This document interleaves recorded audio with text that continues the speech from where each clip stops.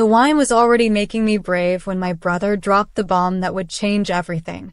"I'm getting married," Nathan said, holding up his girlfriend Claire's hand to show off the ring. "And I want Eric to be my best man." Everyone at the table started clapping and crying happy tears. My mother hugged Nathan so hard I thought she might break him. My father shook his hand with that proud smile he reserved for his golden boy son who did everything right. And I sat there feeling like I was going to throw up. My name is Eric Peterson and I'm 32 years old. I've been cross-dressing for 17 years and nobody in my family has any idea. Nobody knows about Erica. Nobody knows about the dresses hidden in my closet, or the makeup stashed under my bathroom sink, or the part of me that only exists when I'm alone. Being Nathan's best man meant speeches and photographs and standing at the front of a church in front of everyone we knew. It meant being visible in a way I'd spent my entire adult life avoiding. It meant pretending to be someone I wasn't on the most important day of my brother's life. "Eric." Nathan was looking at me with those hopeful eyes. "You'll do it, right?" I can't imagine anyone else standing up there with me. Of course, I heard myself say, "I'd be honored." The lie tasted bitter in my mouth, but I smiled anyway because that's what you do at family dinners when everyone is happy and you don't want to ruin the moment. We ate Mom's pot roast and talked about wedding plans. Claire wanted a spring ceremony. Nathan wanted to invite half of Boston. My father made jokes about paying for it all. My mother cried every 5 minutes because her baby boy was getting married. Normal family stuff. The kind of dinner that would make a perfect memory years from now when we all looked back on this night. Except I couldn't stop thinking about standing in that church wearing a tuxedo that felt like a prison uniform. Couldn't stop imagining all those photographs where I'd have to look like Eric when all I wanted was to be Erica. I poured myself another glass of wine. Then another. The edges of the room started getting soft and fuzzy. The voices around the table started blending together like music. "You're quiet tonight," my mother said, touching my arm. "Everything okay?" "Fine," I said. Just happy for Nathan. But I wasn't fine. I was drowning. I was suffocating. I was 32 years old and still living a lie because I was too scared to tell my perfect family that their son liked wearing dresses. "Actually," I said, the wine making my tongue loose. "There's something I need to tell everyone." The table went quiet.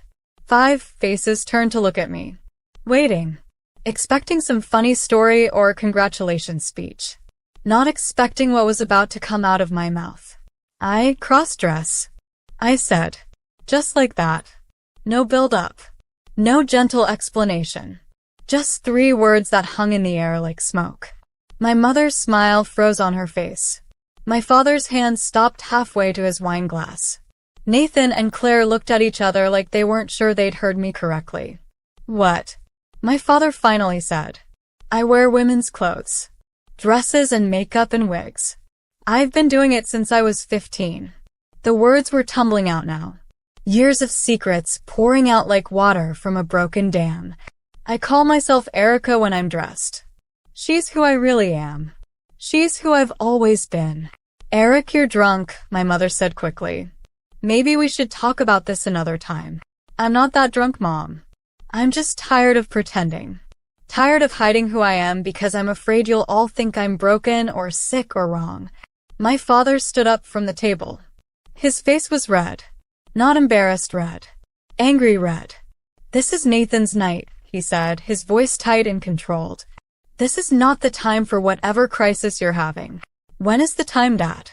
When is it okay for me to exist? You need to leave." My father's voice had that final quality to it. The voice that ended arguments and shut down conversations. "Get yourself together and come back when you can act like an adult." I looked at Nathan. My little brother who I'd protected from bullies in middle school. Who I'd helped with homework and taught to drive and been there for through every important moment of his life. He wouldn't look at me. Just stared at his plate like it was the most interesting thing in the world. "Nathan," I said. "Maybe Dad's right," he said quietly. "Maybe you should go." The words hit me harder than any punch ever could. My brother, my best friend, was asking me to leave because I'd told the truth about who I was. I stood up and grabbed my jacket. Nobody tried to stop me. My mother was crying, but not the happy tears from earlier. Claire looked uncomfortable. My father stood by the door like a security guard, making sure the problem actually left. I drove home in silence, sat in my empty apartment and stared at the wall, trying to figure out how everything had gone so wrong so fast. My phone buzzed around midnight. A text from Nathan. "We need to talk. Can I come over?" 20 minutes later, he was sitting on my couch looking exhausted. "You really fucked up tonight," he said. "I know." "Mom's devastated. Dad's furious. You made my engagement dinner about you and your issues." Each word felt like a knife, but I deserved it. I'd been selfish and drunk and stupid. I'd ruined the most important night of my brother's life because I couldn't keep my mouth shut. "I'm sorry," I said. "Don't apologize to me." Nathan leaned forward. "Apologize to Erica." I looked at him confused. "You think I didn't know?" he said. "You think I haven't known for years? I've seen the makeup receipts when I borrowed your laptop. Noticed your Amazon packages were always addressed to Eric Peterson. Heard you moving around upstairs when I stayed over wearing shoes that definitely weren't men's work boots."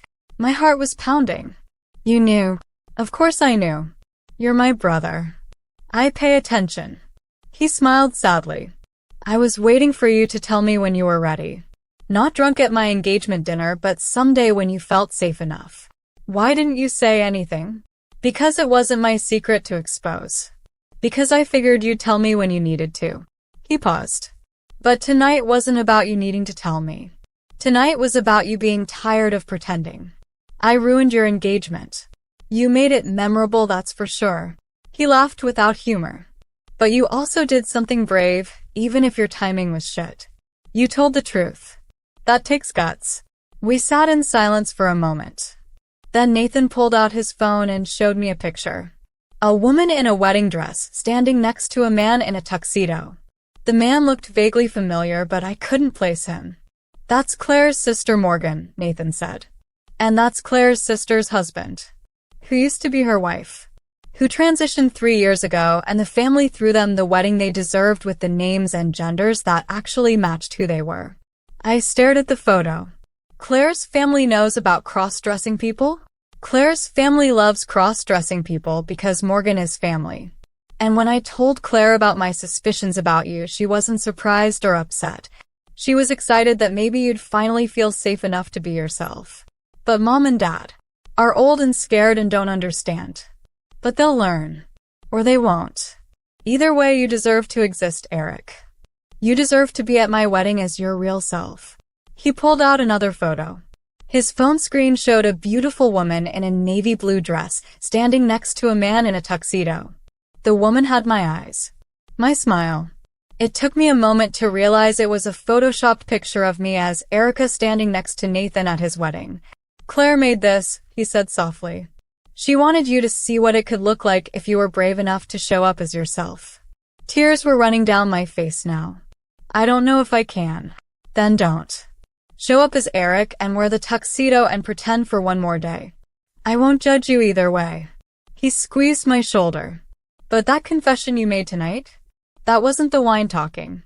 That was Erica finally demanding to be seen. And she deserves better than being shoved back in the closet because Dad can't handle it." After he left, I sat on my couch staring at that photoshopped picture. Erica in her beautiful dress standing next to her brother on the most important day of his life, looking happy and whole and real in a way Eric never had. The confession had ended the family dinner. But maybe it had started something else. Something bigger and scarier and more honest than anything I'd ever done before. The question was whether I was brave enough to see it through.